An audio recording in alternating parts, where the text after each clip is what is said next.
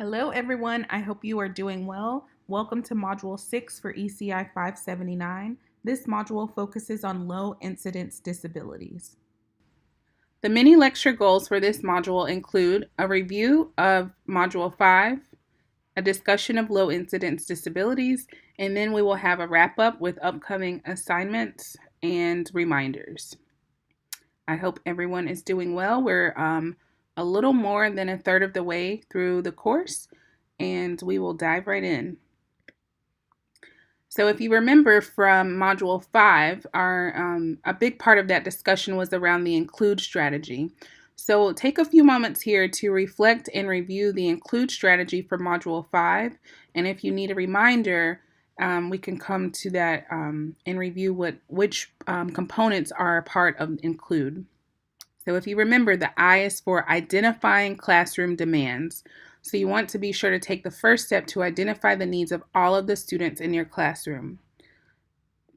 The N is for noting student strengths and needs. So not only what their needs are, but also the existing strengths and thinking about how you can build on those.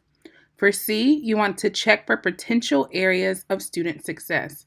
So how can you help students capitalize on existing areas of student success or possible success? The L in include is to look for potential problem areas. So what might be some of the struggles or challenges that students in your classroom face, and how can you proactively prevent any of those barriers for your learners? The U in the include strategy is to use information to brainstorm ways to differentiate instruction. So once you collect this data, once you have information about your students' needs, how can you use that information to better support them in the classroom? And then once you have that information, you actually differentiate your instruction. So you provide individualized instruction or supports, so things like accommodations or even modifications if necessary to support the diverse learners in your classroom. And then finally, the E is to evaluate student progress. So as you incorporate each of those steps, you want to think about how students have made progress and then how you can continue to strengthen that in the future. So this include strategy is super helpful, especially for teachers in the general education classroom who are supporting learners with disabilities. So if you feel like you're still a little fuzzy on some of those steps, be sure to go back to Module 5 and review the include strategy. I would strongly encourage you to keep maybe a printout or a copy of this somewhere in your classroom in the future where you can kind of have a reminder of, hey, what was that strategy we talked about and how can I use that to support my learners? All right. So let's jump into low incidence disabilities. So individuals, more specifically students who have low incidence disabilities, they represent about 20% of all students who have IEPs in public schools. So they represent 20% of all students with disabilities. And typically, these learners have received some type of special education service since early in life. So in most cases, these kiddos have been, receiving special education services via an IFSP or an individualized family support plan since they were, even 1 or 2 years old before they started school. And then they transitioned into an IEP or an individualized education program once they turn 3 years old. So the students who have low incidence disabilities have been receiving supports ideally since they were very young. Many of these learners need the same type of attention from teachers as they do other students. So take a moment here to think about some of the perceptions or misconceptions that you might have about students who have low incidence disabilities. So what do you think that means? What is a low incidence disability? What's an example of one? What would be an example disability category? Who do you know that has a low incidence disability? What are some of the myths that people share about individuals with low incidence disabilities? So take a moment here to jot down a few notes and then we'll move along. So there are a number of low incidence disability categories as recognized by the IDEA or the Individuals with Disabilities Education Act. And those include autism, deaf blindness, developmental delay, hearing impairment, intellectual disability, multiple disabilities, orthopedic impairment, other health impairment, traumatic brain injury, and visual impairment. So, of the 13 federal categories that are recognized, 10 of them are considered low incidence disabilities. And you notice that autism is at the top of the list. And we'll talk a little bit more about whether or not autism is truly a low incidence disability or not. Okay, so these are the disability categories that constitute low incidence disabilities. So think back to when you took a moment just a couple moments ago to think about what example categories are. Did you all come up with categories from this list, or did you think of other disabilities? So we'll continue to talk through what each of these are and then how we support students with low incidence disabilities in the classroom. So for students who have autism spectrum disorder, this is a disorder that's, it's a spectrum disorder, so students have a wide variety of needs, and there's a lot of diversity in the needs of each learner. As you know, the rates of autism or the prevalence of autism has been rising in recent decades, and part of that is due to better diagnosis. Excuse me. We know more about how to diagnose autism, and practitioners and diagnosticians know how to better use the diagnostic tools to diagnose children with autism. And in some cases, parents are better informed about either developmental delays or speech delays. And so they're able to share that information with their children's primary care provider and kind of speed up that process. So the most current rate or prevalence rate is 1 in 59. So we thought for a couple years that the uptick or the prevalence was stabilizing. So for about 3 or 4 years, researchers thought that there was no more increase in autism. But last year, the CDC released a new report that says, actually, yes, we're still seeing a climb, and it's now 1 in every 59 children. We also know that autism affects more boys than girls, so it's far more often to occur in boys than girls. So we are seeing an increase in the number of girls who are diagnosed with autism. And then it's very common for autism to have coexisting or comorbid conditions. For example, ADHD or anxiety disorders. Those often accompany autism as a condition. And then finally, there's some misconceptions about whether or not individuals who have autism also have intellectual disability or are gifted or talented. The numbers for that are kind of hit or miss, but in most cases, individuals who have autism do not have the comorbid intellectual disability. I think the number is down to maybe about 20 to 30% of individuals with autism also have intellectual disability. There's also a good number of individuals on the spectrum who are identified as gifted or talented. So you'll think about some of the savants that you've heard about in the past, or even, people like Temple Grandin, who are, identified as savants who are also on the spectrum. So there's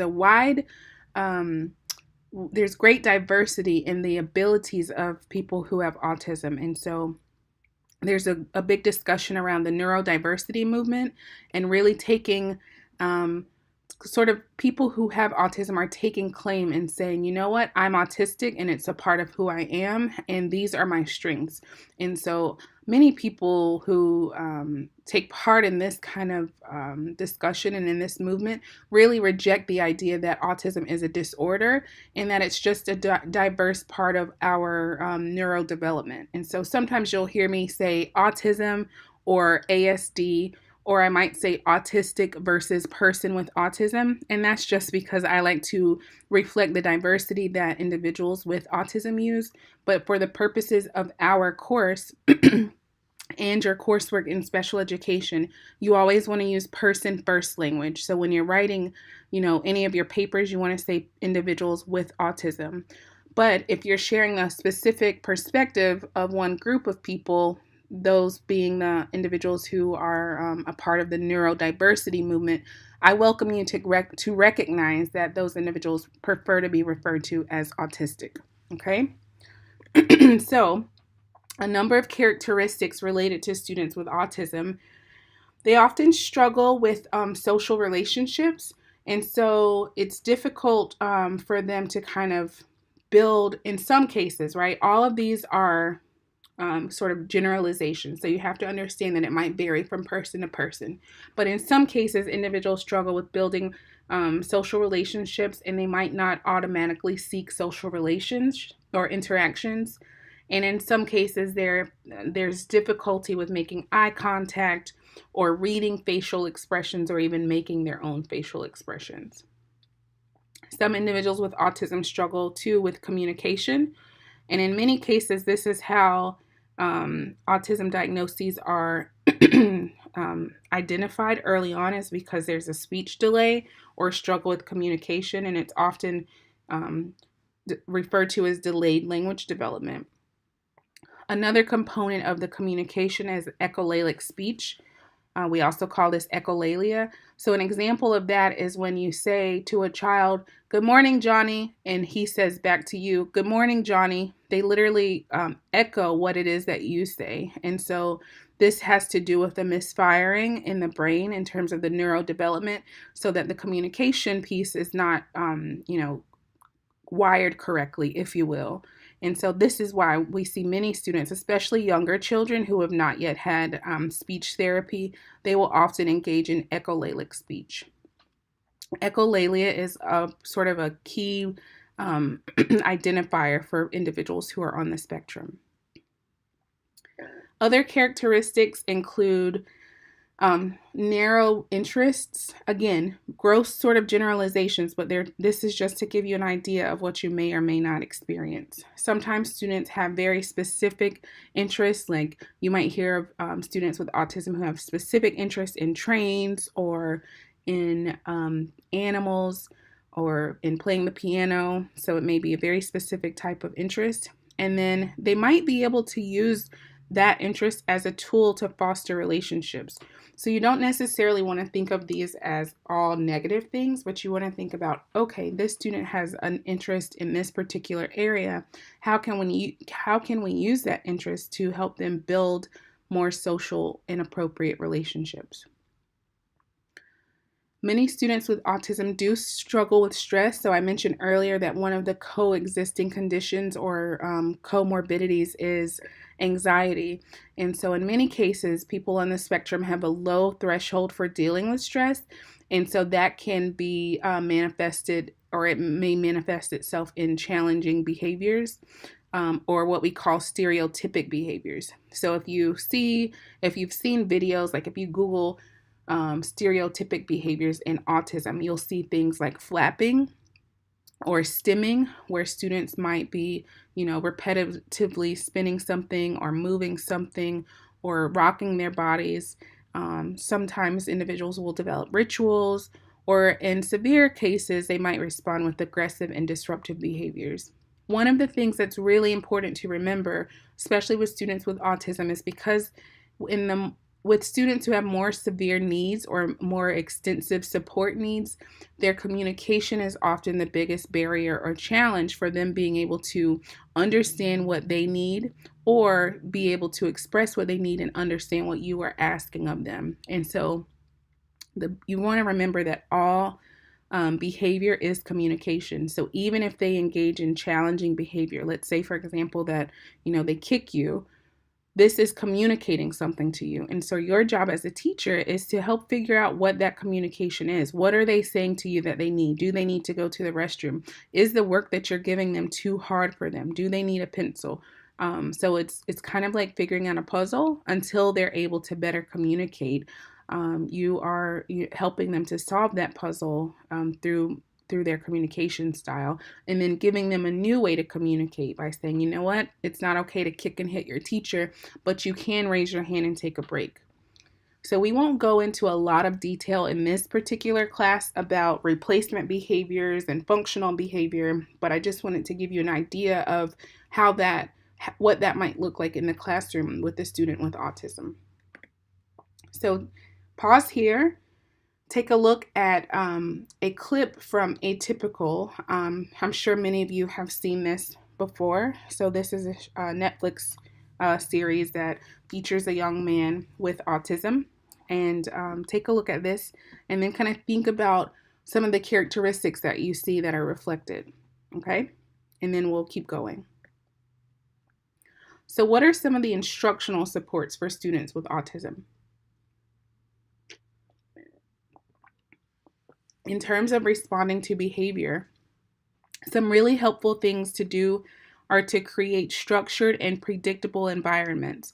Students with autism really thrive when they can have, a set schedule. When they know on Mondays we go to this class, this special, maybe they leave early for a therapy, etc. When they know that what the schedule is and that it's predictable, it really helps to ease some of the anxiety and reduce the possibility of problem behaviors. Students also thrive when there are clear procedures and routines, and then they may need some time to just work and be alone. So it's okay to give them a break, to let them have a space where they can work alone, and then to later reintegrate into the work or into the group. Okay. You also want to contrive situations or develop activities that help students foster more positive social interactions.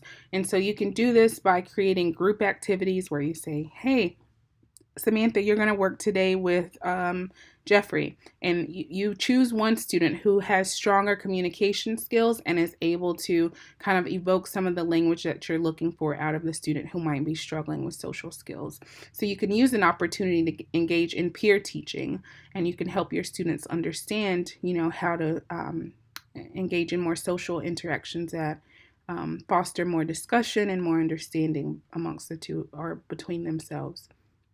And then finally, you can communicate more clearly with students. So understand that some of your students might use verbal language. Some of them might use alternative communication devices such as iPads or other talkers. Some of them might even use sign language. So you have to, find out what their method of communication is and what their best method of communication is and respond to that as best you can.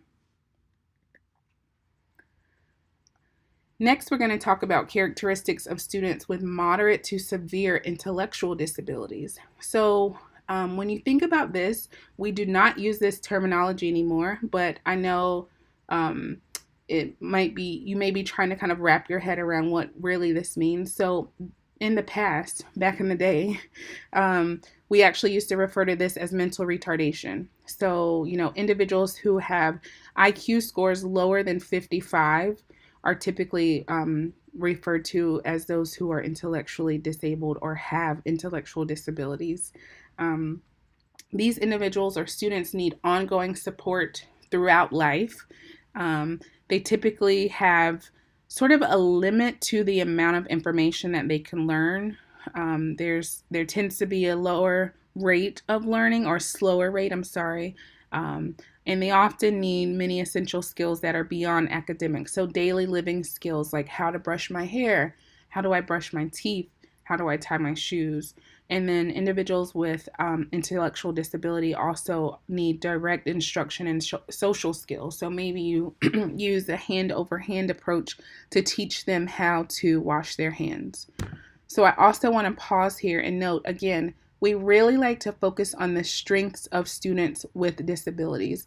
And I always struggle with these lectures for these when we talk about each category, because you kind of have to highlight some of their areas of need just so that you're familiar with what that looks like. But I don't want you to get hung up on expecting that every student who has ID is going to be a slow learner who can't learn, who doesn't know how to tie their shoes. That's not true. But these are general sort of characteristics and possible experiences or possible needs that your students might have. And again, it can be varied, but you want to find their strengths and highlight those things as well. Okay. Some continued characteristics include difficulty with maintaining learned skills. So what does that mean? That means that maybe you teach them how to tie their shoe on Wednesday, but when they come back to school on, by the next Monday, they've forgotten. So you might have to do multiple modes of instruction. You might have to do different ways to practice. You might have to practice in different settings, etc. The same goes with academic skills. Maybe you have them write their name on a big card. Maybe you have them type it on a computer. Maybe you have them type out their name on their talker. And they practice generalizing that skill across settings, okay? One of the challenges, though, with the maintenance is that generalization is often difficult. So sometimes there are skills that are more easily taught in natural settings and not in the classroom. For example, teaching let's say you have a 13-year-old student who is working on making eggs for breakfast. You might not necessarily do that in the classroom, right? If you have a home ec classroom, I forget the name that they use that nowadays in school, but it used to be home ec.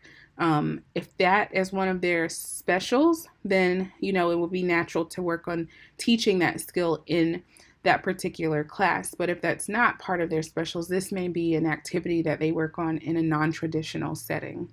And in most of the cases for you, as general education teachers, this would not be something that you would be, in charge of. This would be something that they work on with their special ed teacher and with their related service providers. While I'm on that note, I will also note here that as general education teachers, it may be less often, it will likely be less often that you have students with intellectual disabilities in your classroom. So when we're thinking about students, for example, who have Down syndrome, sometimes students who have traumatic brain injury, that's a different category, but I'm just kind of throwing out some things. Students who have cerebral palsy, for example, those individuals will likely be served in the majority of the day will likely be served in a special education classroom. And so you may be less likely to serve them with as much time as you might for others. So here's an example of a moderate to severe classroom. So take a look at this to kind of see what it's like in the day. Again, this is a self-contained moderate to severe, so this does not reflect the inclusion that we would like to see for students who have disabilities, but it gives you an idea of what it's like for students who have intellectual and or moderate to severe disabilities. All right, so after you watch the video, take a moment to pause and think. So first, were there opportunities for more inclusive instruction? Secondly, what was unique to the self-contained setting that might be challenging in the general education setting? And then third, what did you notice about instruction? Were there any specific things that you noticed that seemed like they might be difficult for you or something that might be challenging? How did they manage the behavior? And then how did the professionals collaborate? Okay, so take a moment to pause and think and answer those questions.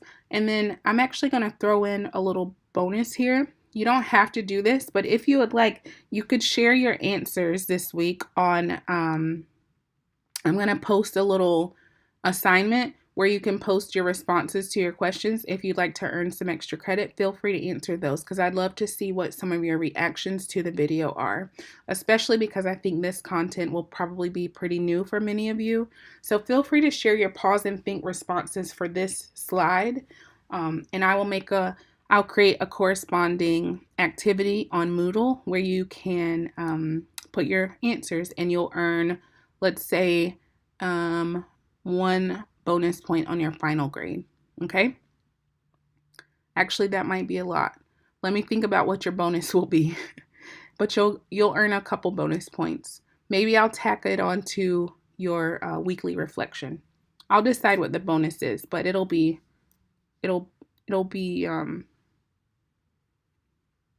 maybe a half point. Let's do a half point on your final grade, okay? So if you decide to submit the pause and think, you'll earn a half point on your final grade in the class, all right? So next we have instructional supports for students with moderate to severe disabilities. So how can you support them in the classroom? Number one, you can match your expectations to the instruction. So if you have students who are, working on daily living skills as part of their IEP goals, then you want to make sure that your expectations match the instructions that you're providing. You want to be sure that you're using the include strategy as we discussed at the beginning. And then you want to enlist natural support systems. So, how can you get other peers to engage? How can you involve parents, volunteers, and other adults? It's especially important and helpful to also collaborate with families of students with intellectual disability. Um, you want to create some carryover and some generalization with the strategies that they use. And so, in that regard, it's really important to collaborate with family members. And then finally, you want to use assistive technology. So, whether that be, a talker, as we said earlier, it could be much more low tech or much lower tech. um, Things like visual supports, right? Or communication logs. You don't have to think of assistive technology as something that's so advanced. Assistive technology could be something as simple as a pencil grip if it helps your student with their handwriting. So keep those things in mind as well. Next, we're going to talk about students who have students with multiple disabilities. So this category includes those students who are in a distinct group of IDEA, and typically what happens is they have an intellectual disability and a physical or sensory impairment. So an example of that might be a student with cerebral palsy who also has an intellectual disability. So it's both multiple disabilities. Sometimes we'll have students who have autism and intellectual disability. And generally, one of them is categorized as the primary, and then one is a secondary disability. There are lots of providers and pieces of equipment that can sometimes be distracting. So, again, if it's a student who has cerebral palsy, who also has other complex healthcare needs, let's say, for example, they use a feeding tube. So you have a student who's in a motorized wheelchair. Maybe they have a nurse who comes in at lunchtime to help with their feedings. Maybe they have a speech therapist who's with them. Maybe they use a talker. There's a potential for many types of tools and support needs that the student has with them that can sometimes be distracting to, teachers and especially to peers. So you have to think about how to, make this become a social norm for your classroom and to help your other students not be distracted by the needs of the learners with disabilities. And you don't want to make them feel like an outcast, right? Because we talked about inclusion and making sure that all of our students are welcome and that we meet the needs of all of them. So you can think about how your students without disabilities can even be peer partners, how they can help support the learner who has more significant needs, and engaging them in whatever ways that are appropriate throughout the day. And then finally, communication can sometimes be quite challenging with individuals who have multiple disabilities.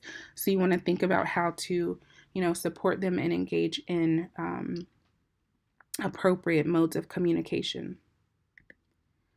All right, so we're already at about 30 minutes and we're probably a little over the halfway point. I tend to speed up after our break.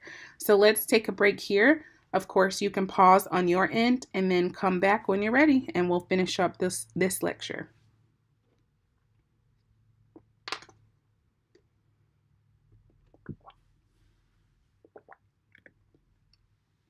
All right, our next category is visual impairment.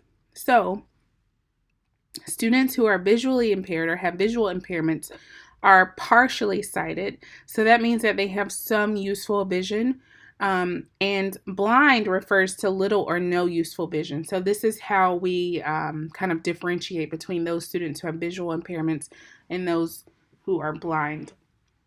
Many of the students who have visual impairments are often limited in acquiring the information that is learned visually. So you have to think about ways to teach them and deliver information in ways that don't require a lot of, visual input. And then most students who have visual impairments have the same range of intellectual ability as other students. So that's where it becomes challenging because you have to find ways to deliver instruction for them without necessarily changing the content or the instructional level, right? So how might you um, teach a lesson on photosynthesis for a student with a visual impairment who cannot see the screen, right? What might you do? So take a moment to just think about that. How could you adapt for them? Okay. So one example, if you were to show your students on the screen like a cycle, the cycle of photosynthesis, one example of adapting that for a student with a visual disability would be able to create a tactile representation of photosynthesis. So in which stage might you have, each phase of the cycle? You could use materials that represent each phase. That's one way to accommodate the needs of a student who has a visual impairment, okay? And then you also want to remember that students with visual impairments can sometimes have varied social and emotional development skills.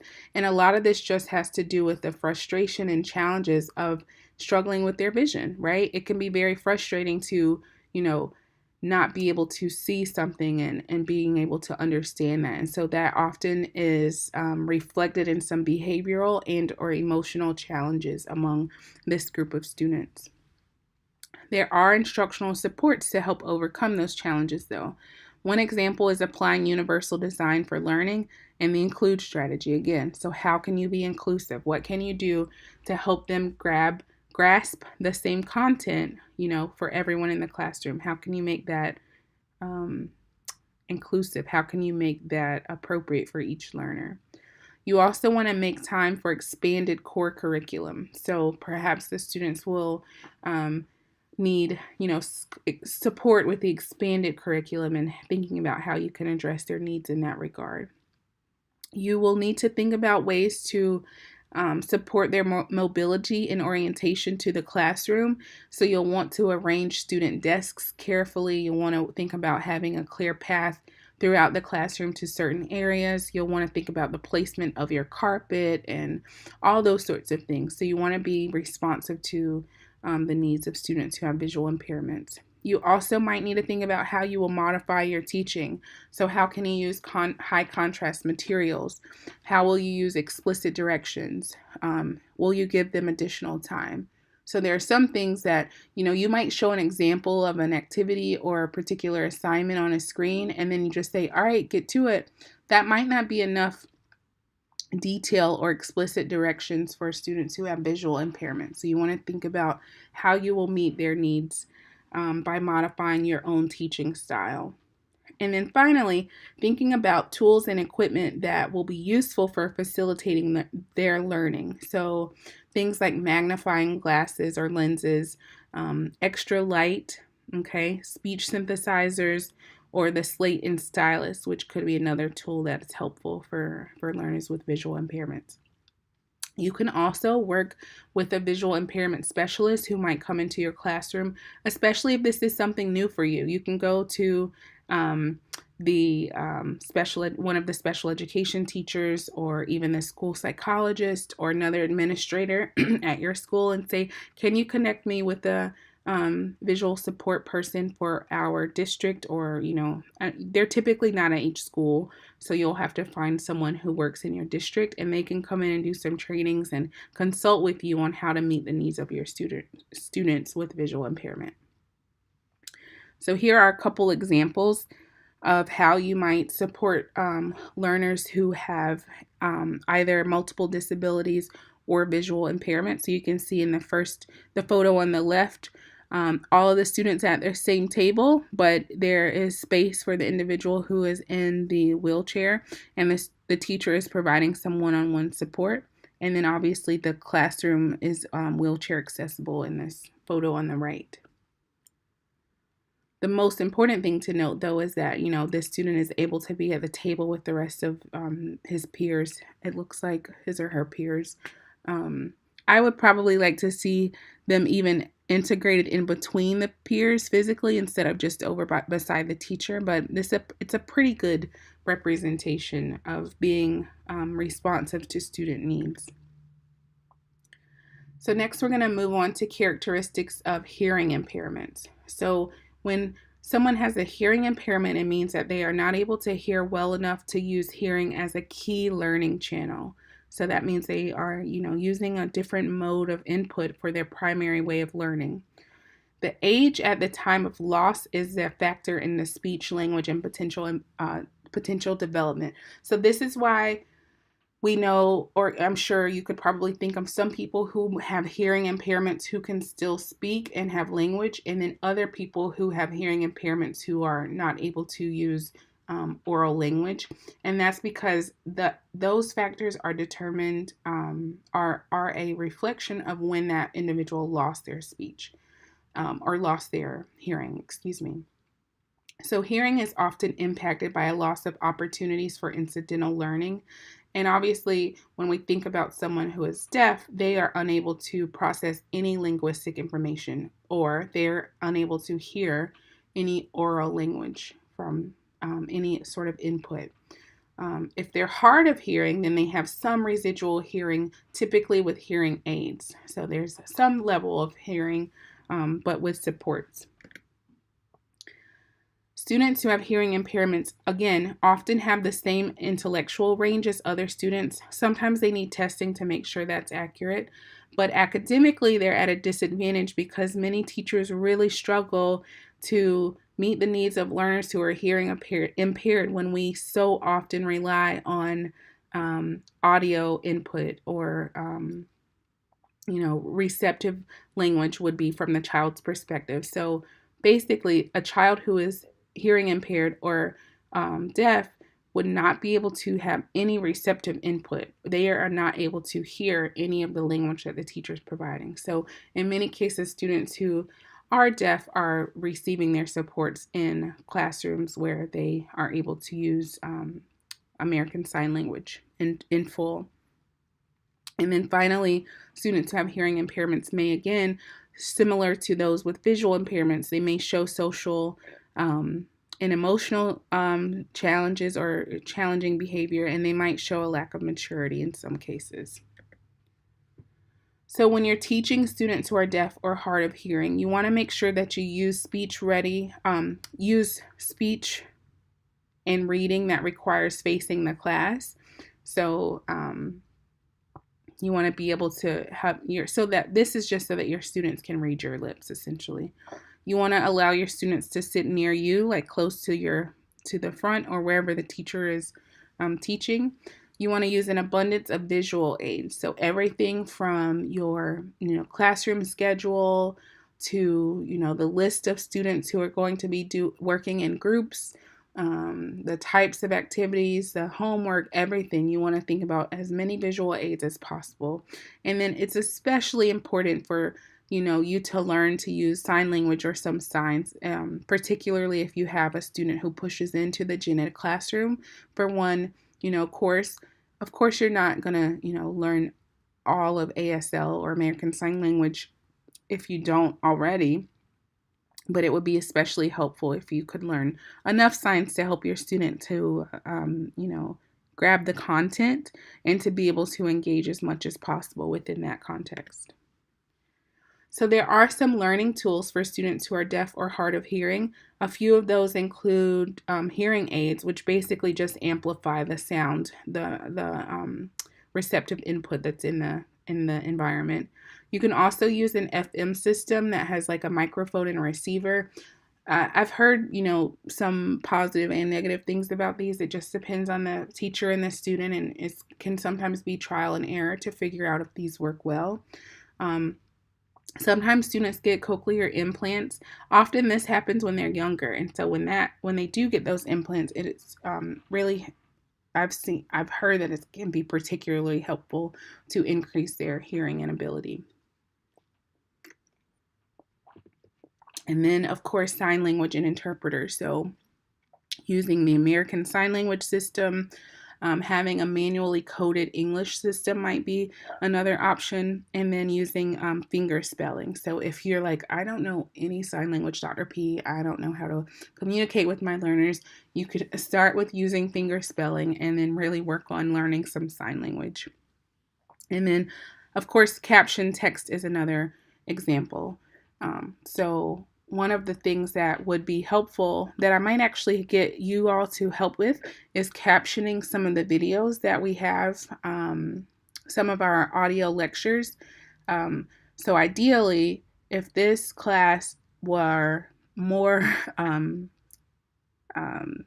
accessible, I would have the captions provided and you would be able to read those right now. So I might actually go in and see if I can add those as an example for this lecture in particular of how to make your material more responsive to student needs.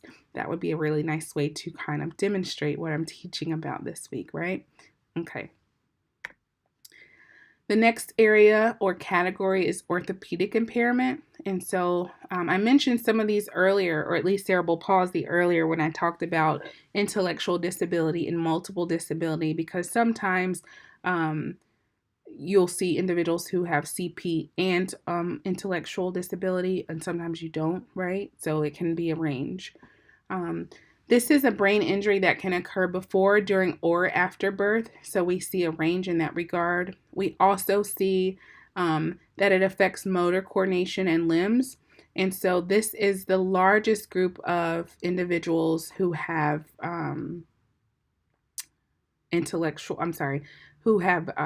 high incidence disabilities.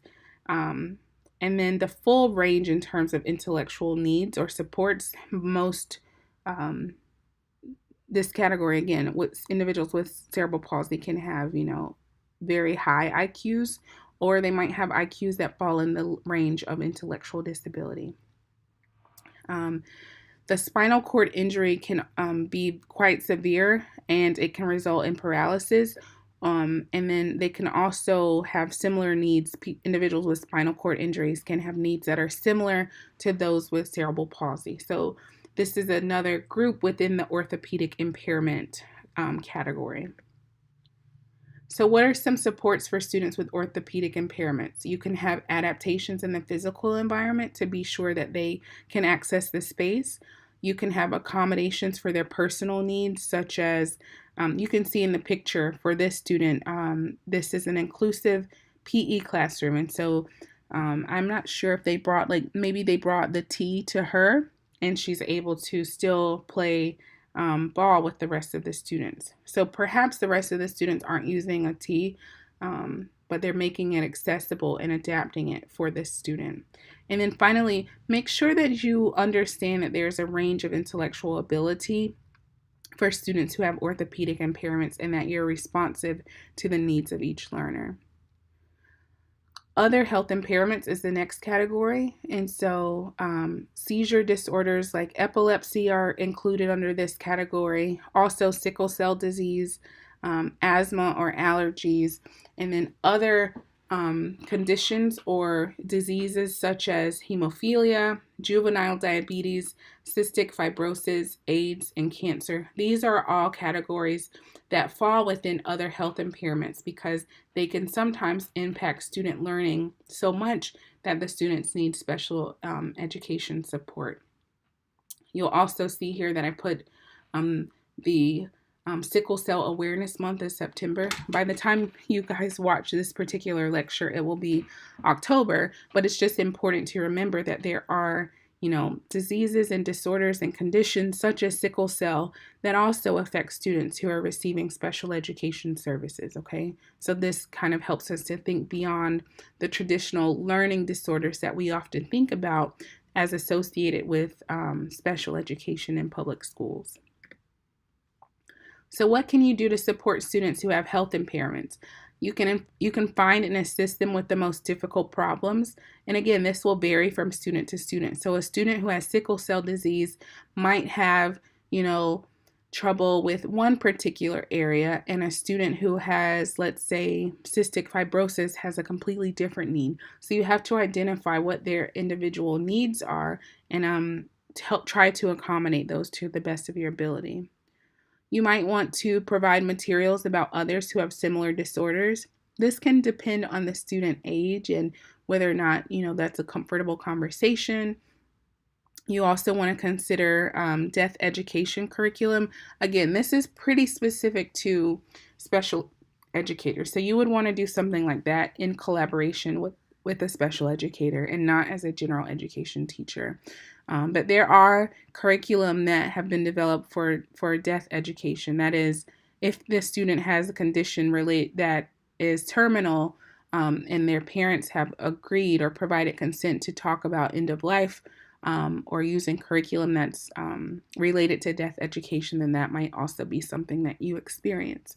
And then finally, you'll work closely with families, particularly because students with health impairments often miss a good bit of school, or they have many medical appointments. And so it's really, really important to stay in close communication with their family members. So here is an example. I'll just put this out there. I do watch Teen Mom. That's like one of my guilty reality shows. But here is a picture of Leah with her daughter.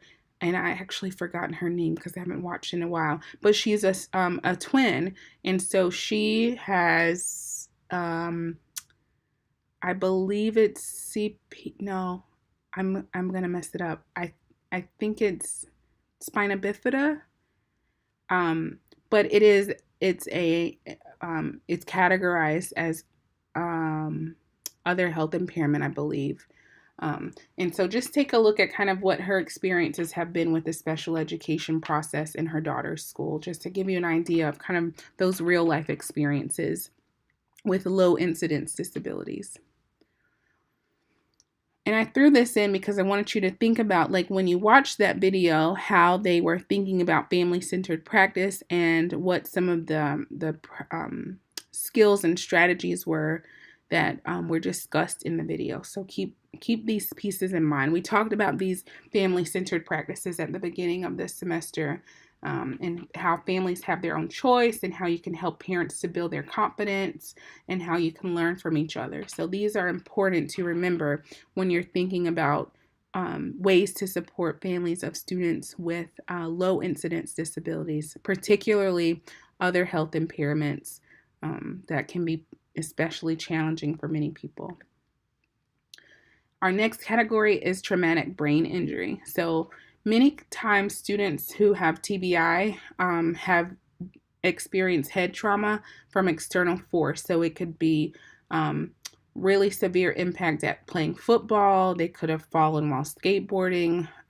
They could have, fallen or hit their head on something unintentionally or intentionally. So it's often just due to head trauma. It could be in a car accident. A lot of people experience TBI in car accidents. It's the leading cause of disability and death among children. So TBI is very sad and very unfortunate. Can be often as deadly. The appearance may be the same as before injury. So the physical appearance of people, you don't necessarily look at them and say, oh, I can tell that person has TBI. That's true for many disabilities. There are a few disabilities that have specific physical, what we call physical stigmata. For example, an individual with Down syndrome has very specific traits that sort of identify them as such. But for people who have traumatic brain injury, there's no real way to kind of identify that by looking at them. One of the biggest characteristics of students who have TBI is that their energy level can vary dramatically from day to day. So you have to just understand that going into it, and to, be responsive to that, and kind of adapt your expectations based on your students' energy level. Some students with TBI have physical support needs, so they might use walkers or wheelchairs, and oftentimes they will sort of advance from one stage to the other. So if their accident was more recent, perhaps they're in a wheelchair, and then over time they might transition to a walker or crutches, and then eventually they might not need any assistive devices at all. But that's just an example of how TBI injuries can sometimes progress. Many students with TBI suffer with or from social and emotional difficulties, especially when it's, a traumatic injury, right? So you're playing football one night and you're completely fine, and then you wake up and you are not able to walk, and you're not able to understand language. And so it's especially frustrating and confusing for many people who suffer from traumatic brain injuries.